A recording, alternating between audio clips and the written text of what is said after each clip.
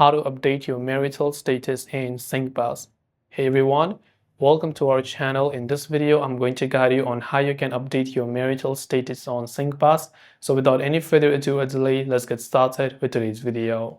If you wish to update your marital status in Singpass, now you don't actually need to typically directly update Singpass itself, but you'll need to update your marital status within MyInfo, which is the government's data sharing platform which Singpass uses to access your information. Now, if you've recently registered a marriage, divorce, or spousal death, your marital status will usually be automatically updated in Singpass within 1 to 2 weeks based on data received from the relevant agencies.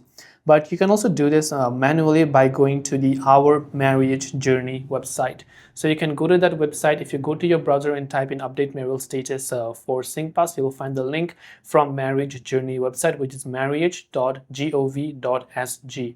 So it says OMJ update marital status record. You just tap on that link.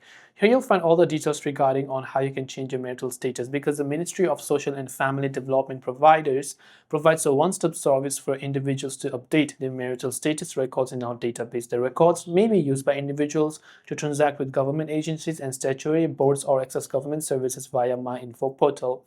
So here you can see a couple of options. You can just click on Clear MyInfo and you can just choose to encounter and basically go ahead and then fill out the request form button over here for different type of scenarios.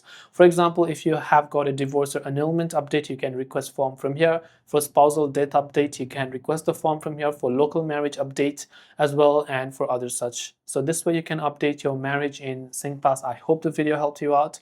If you have any questions, feel free to leave them down below. Thanks for watching till the very end, and see you soon in the next video.